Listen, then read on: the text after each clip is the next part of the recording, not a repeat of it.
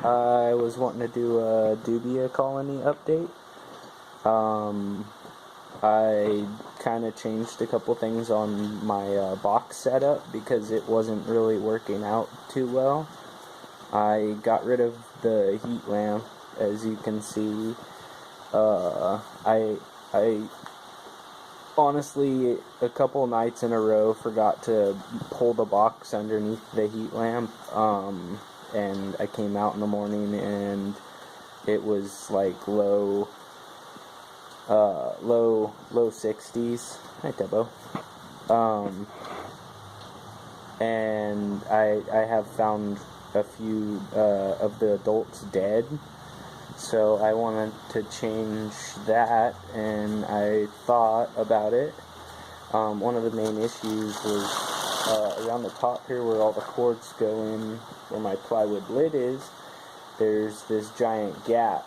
So I got a tarp and have been covering it with that to cover the gap. I do have this end down here open up so that the box can breathe and they don't suffocate or whatever happens there. I think they like build up some form of gas and kill themselves if you have it closed up completely.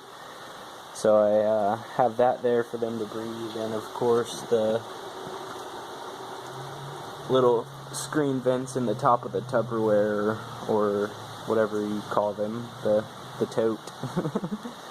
And yeah, aside from that, I also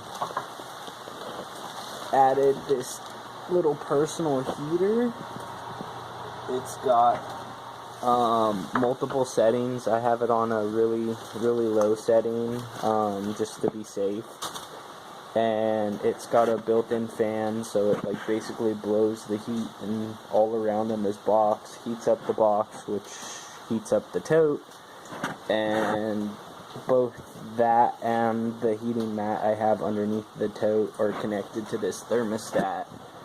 And the thing for that is inside the tote, so whenever inside the tote reaches around 85-ish, it'll shut the heater and the heat mat off and let it cool down a bit. Yeah, that's my setup. Again, as I said in my first video, I'm not really allowed to have them in the house. I mean, I could, but my girlfriend is not too fancy about the idea. And I mean, I don't blame her. I'm not either. I'm not really trying to infest my house. It does get really cold here, but my entire colony has survived a few nights in like 60-degree weather, so I know they're hardy and they can survive.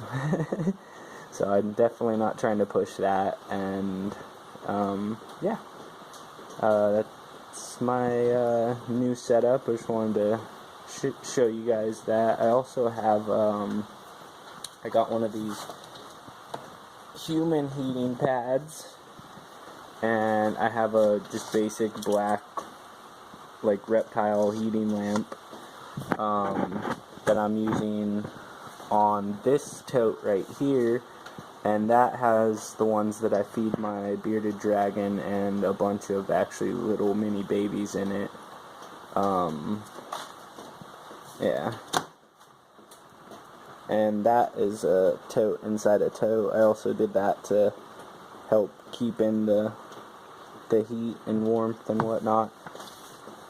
And yeah, that's how I keep my baby bin for feeding. That way I don't have to mess with the actual colony too often. A couple weeks after I got the main colony, I sifted them out and made this secondary bin, and that's what I've been digging into to feed Rango and a couple other of my critters. If you watched my other video, that's what I feed all of them. The only things I don't feed the roaches is my snakes, because I'm not sure if they can honestly handle that. They're rather small snakes, and yeah, I mean, I could possibly feed them the like super tiny baby ones, but I wouldn't want them to get messed up with the exoskeleton of the roaches, because they're a little bit more hardy than the crickets. So that's what I usually feed my snakes. That's why I have this mini cricket box. Thankfully, only have to buy crickets for them anymore. I've tried breeding them, and I just honestly gave up on that. I'll buy them.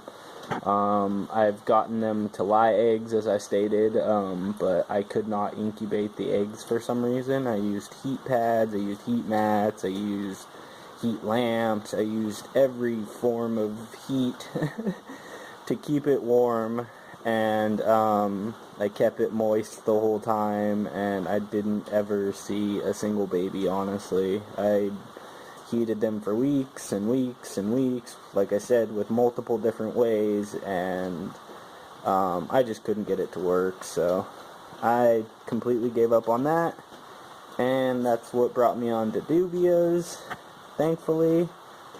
And yeah, I also wanted to give you an update on my Black Widow. I rehoused her.